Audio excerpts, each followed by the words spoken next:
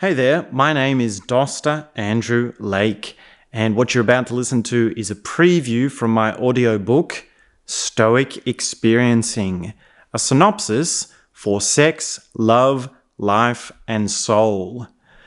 You can listen to the full-length audiobook on my channel. Head on over and leave me a comment, share it with your friends, and I look forward to connecting with you soon.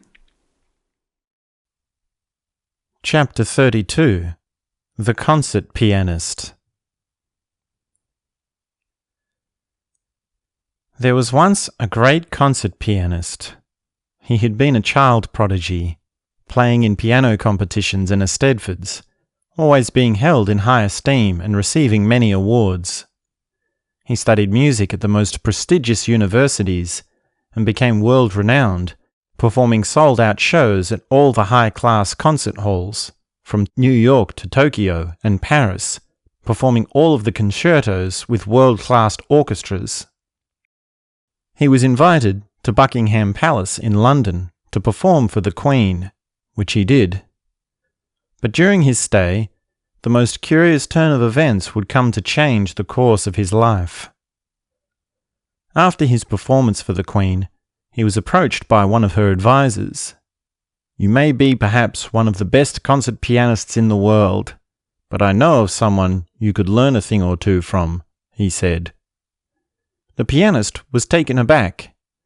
He was used to only ever being highly praised, and the advisor's comment had a curious weight of mischief to it. He asked the advisor what he meant, and he spoke of a master who lived down in the far east corner of the palace gardens. The advisor told the concert pianist he may go and speak with him to discover what he may yet still have to learn. So he set out of the palace, across to a cozy little cottage in the far east corner of the gardens. Upon arriving, he knocked at the door and called out, "Hello? Anybody home?" He heard a voice come from within. "Come in." The pianist opened the door and took a few steps in, looking around to survey the interior of the cottage. He saw an armchair by the fireplace, bookshelves, a desk with flowers, scrolls of parchment, and an ink feather pen. The window let in a gentle glow, and on the other side of the room he saw the master, the man he had come to meet. He was sitting cross-legged on the floor and watching him. The pianist looked around the room to see if there was a piano, and then the master broke the silence. "You are wondering why there is no piano here if I am such a great master." The pianist twisted his eyebrows, and the master responded to his expression.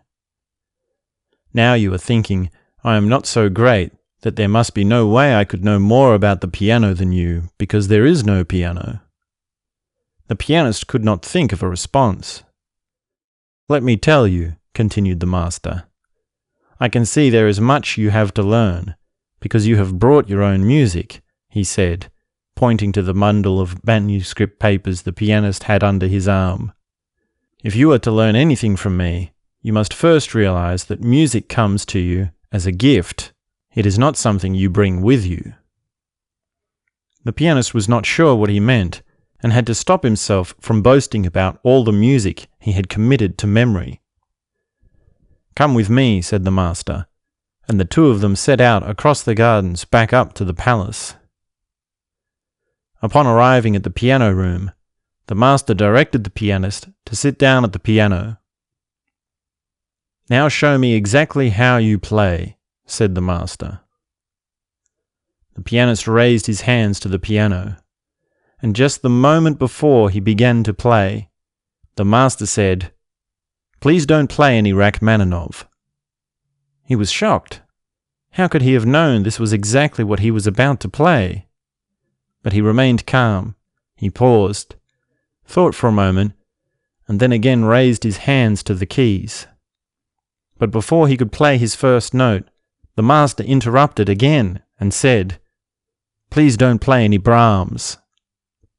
The pianist let out a gasp, but he was determined to show his skills. He composed himself, paused for a moment, thought of something else to play, and moved his hands towards the keys. But again, just as he was about to play the first note, the master said, "Please don't play any Chopin." The master laughed at the confusion in the pianist. "I asked you to show me how you play, and by attempting to show me what you play, you have shown me exactly how you play." The pianist could not understand how he was seeing what he was playing before he had even began. "Try again," said the master with a giggle. One last time the pianist raised his hands to the piano, and before he could even play, before he could even press the first note, the master laughed again and said, "Please don't play any Debussy." The pianist was dumbfounded. He realized there was nothing he could play that the master did not already know. He turned to look at the master in disbelief. "Now you are wondering if I know the ways of Schoenberg," he said to the pianist. "Yes, my dear friend, I even know of Schoenberg and the dark arts, and so much more of all the things that are only serving to be a distraction to you." The pianist finally mustered up a response. "Either you know how to read my mind, or you have a greater and deeper knowledge that gives you such abilities," he said to the master. The master laughed and said, "Your abilities of music are amateur at best, clearly needing much to learn about yourself." This was almost too much for the concert pianist to hear, but after having his mind read so effortlessly by the master, he could not offer a response. "Come with me," said the master, and the pianist followed him on through the palace, up through winding passages and around corridors. He followed him upwards and out onto the roof of the palace, where the master walked over to the far east corner overlooking the gardens. He stood up on the ledge, right on the corner, and the pianist thought he might jump off. But the master turned around to call to him, "Come up here, stand next to me." The pianist was terrified. The master was right on the ledge. Falling would most certainly result in death. But the master called again, "Come up here and stand next to me." The pianist was trembling all over. He crawled to the edge, clinging to the side by the master's feet. The master yelled out a firm command. "Now show me everything you know about music. Do it now." The pianist was shocked. He was terrified he might fall off the ledge and die. And this master is asking him to make music without a piano, without anything but his poor little self, quivering on the edge of the building?